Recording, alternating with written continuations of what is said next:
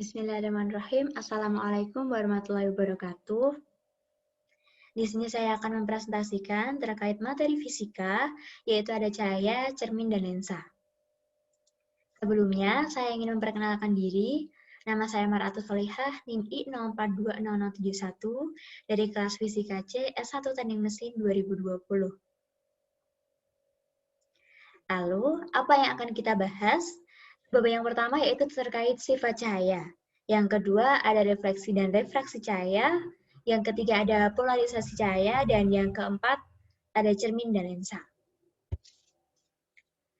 Bab yang pertama yaitu sifat cahaya.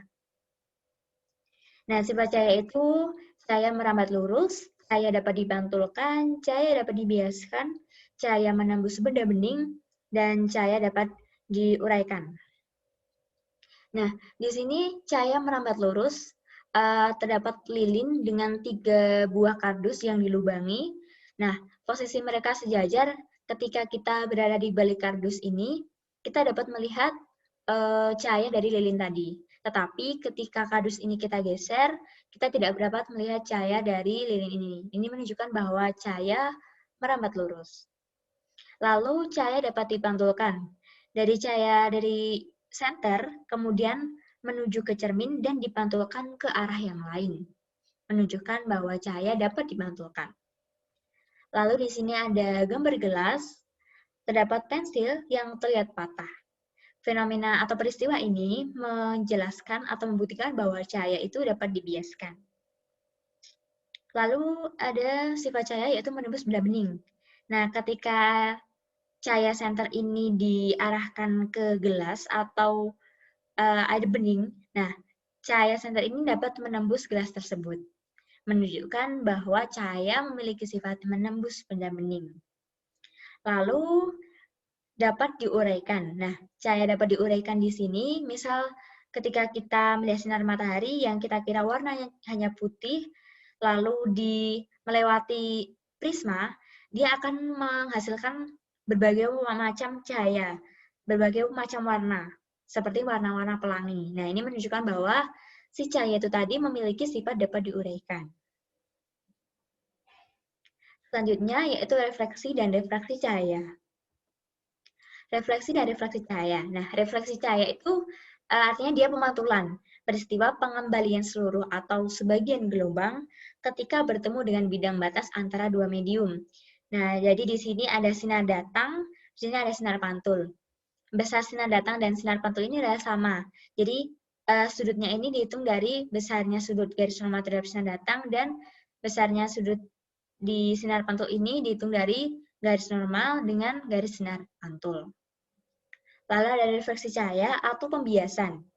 Peristiwa pembelokan arah lintasan gelombang setelah melewati bidang batas antara dua medium dengan indeks bias yang berbeda. Di sini ada indeks bias yang berbeda, artinya di sini ada udara, ada air, memiliki medium yang berbeda dan terdapat batasannya. Jadi sinar datang dari udara, kemudian sinar bias ini berada di laut, di air. Nah, antara garis normal dan sinar datang ini terdapat besar sudut dari sinar datang dan besar sudut dari sinar bias ini dihasilkan dari garis normal dengan garis sinar bias. Selanjutnya yaitu ada polarisasi cahaya. Apa itu polarisasi cahaya? Polarisasi cahaya itu disebabkan oleh beberapa hal. Yang pertama yaitu absorpsi selektif, kemudian ada pemantulan, kemudian ada pemantulan dan pembiasan, lalu ada pembiasan ganda, dan yang terakhir ada pemhamburan. Polarisasi cahaya yaitu suatu peristiwa perubahan arah getar gelombang pada cahaya yang acak menjadi satu arah getar. Atau polarisasi cahaya itu merupakan peristiwa penyerapan arah bidang getar dari gelombang. Lalu ada sebab dari polarisasi cahaya yaitu absorpsi selektif. Dicontohkan seperti seberkas sinar yang telah melewati polaroid hanya akan memiliki satu bidang getar saja, sehingga sinar yang telah melewati polaroid adalah sinar yang terpolarisasi. Lalu ada polarisasi cahaya karena pemantulan. Ini terjadi karena terdapat pemantulan oleh bidang batas dua medium. Kemudian pemantulan dan pembiasan. Polarisasi karena pemantulan dan pembiasan ini itu terjadi ketika cahaya yang dipantulkan dengan cahaya yang dibiaskan, mereka itu saling tegak lurus atau membentuk sudut 90 derajat. Selanjutnya ada pembiasan ganda atau polarisasi karena bias kembar. Nah, ini terjadi karena cahaya melewati suatu bahan itu mempunyai indeks bias ganda atau indeks bias gandanya itu indeks biasnya memiliki lebih dari satu, misalnya pada kristal kalsit. Selanjutnya, polarisasi cahaya karena hamburan. Polarisasi cahaya karena hamburan ini terjadi misalnya ketika peristiwa terhamburnya cahaya matahari oleh partikel-partikel debu di atmosfer yang menyelubungi bumi. Selanjutnya ada cermin dan lensa. Cermin terdapat 3 jenis cermin, yaitu ada cermin datar, cermin cekung, dan cermin cembung. Nah, di sini kita akan membahas yang pertama yaitu cermin datar. Terdapat fotonya seperti kita sedang berkaca tiap hari. Nah, itu sifat dari cermin datar ini yaitu yang pertama ada maya, kemudian dia tegak, besarnya itu juga sama, jarak bayangan dengan jarak benda itu sama, tinggi bayangan dengan tinggi benda itu sama, dan dia berkebalikan, kiri menjadi kanan, kanan menjadi kiri, begitu. Nah, rumus dari cara menghitung jumlah bayangan itu adalah M sama dengan 360 derajat dibagi alfa derajat dikurangi 1. Di mana kita tahu bahwa N adalah jumlah bayangan, lalu alfa adalah sudut yang dibentuk oleh 2 cermin, dan ini dikurangi 1. Nah, itu akan menghasilkan jumlah bayangan dari cermin datar tadi. Kemudian tinggi cermin itu bisa kita ketahui dengan rumus setengah kali tinggi benda. Selanjutnya yaitu cermin cekung. Di sini sudah terdapat gambar cermin cekung, bagian sini adalah di depan cermin dan di sini ada di belakang cermin. Ada 4 ruang, ruang 1, ruang 2, ruang 3, dan ruang 4 berada di belakang cermin. Di sini ada F, yaitu fokus, titik fokus, dan di sini ada R atau jari-jari kelengkungan. Di mana dengan gambar seperti ini kita bisa tahu bahwa besar R adalah 2 kali F. R sama dengan 2F.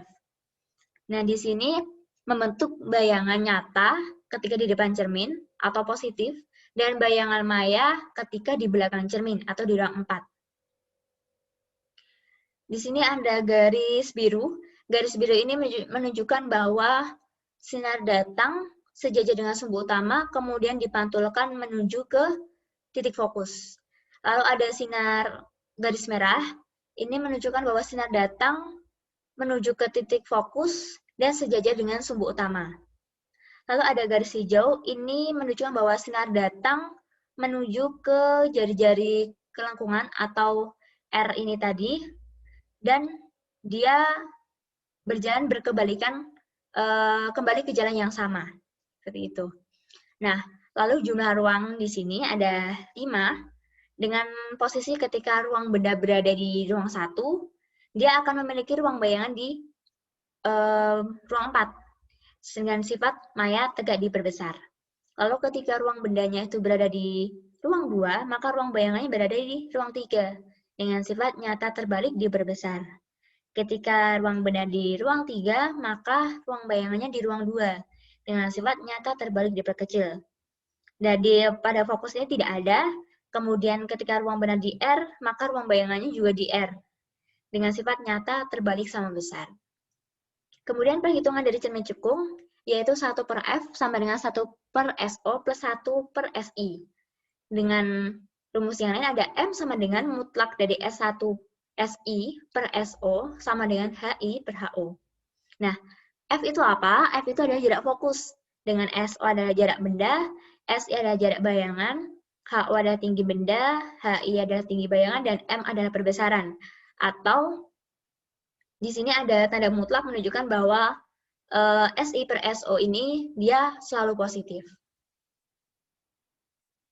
Selanjutnya yaitu cermin cembung. Di sini sudah ada gambarnya. Posisinya adalah di sini di depan cermin dan di sini di belakang cermin. Sifat bayangan dari cermin cembung ini selalu maya tegak diperkecil dengan F bernilai negatif. Hal itu karena posisi F ini berada di belakang cermin. dengan ada sudut ini sinar datang sejajar dengan sumbu utama, kemudian seolah-olah dia dipantulkan dari titik fokus. Lalu ada sinar merah, di sini menunjukkan bahwa sinar datang seolah-olah menuju ke titik fokus dan dipantulkan sejajar dengan sumbu utama.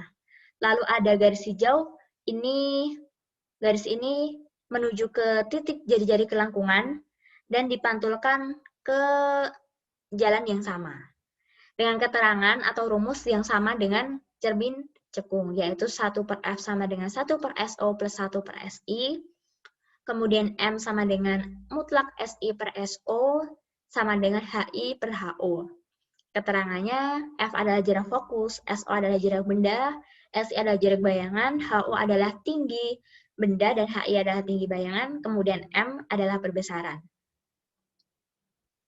Lalu kita akan membahas tentang lensa, ada lensa cembung dan lensa cekung. Yang pertama lensa cembung atau bersifat konvergen, mengumpul. Di sini ada titik pusatnya, ada fokus, dan ada R atau jari-jari kelangkungan tadi.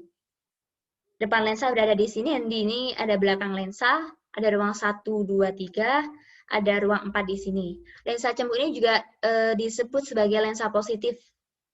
Di sini ada garis yang menunjukkan bahwa sinar datang sejajar dengan sumbu utama, dibiaskan menuju ke titik fokus, Lalu ada yang garis merah ini, sinar datang menuju ke titik fokus dan dipantulkan sejajar dengan sumbu utama. Lalu ada garis hijau, sinar datang melalui titik pusat yang akan diteruskan. Seperti ini. Lalu keterangannya dari ini juga memiliki rumus yang sama, yaitu 1/F sama dengan 1/SO plus 1/SI, M sama dengan mutlak SI/SO sama dengan HI/HO, dengan keterangan yang sama dengan rumus di cermin tadi. Lalu ada lensa cekung atau biasa disebut lensa negatif.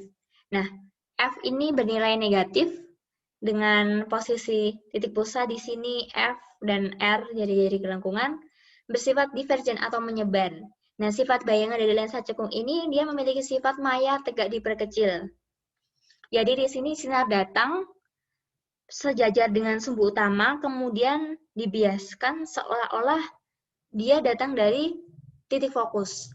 Lalu ada garis merah ini, sinar datang seolah-olah menuju ke titik fokus dan dibiaskan sejajar dengan sumbu utama. Lalu ada garis hijau, ini sinar datang melalui titik pusat dan diteruskan. Dengan rumus yang sama dan keterangan yang sama dengan lensa yang sebelumnya. Baik, terima kasih. Itu tadi presentasi dari saya. Mohon maaf apabila banyak sekali kekurangan dan kesalahannya. Sekian dari saya. Wassalamualaikum warahmatullahi wabarakatuh.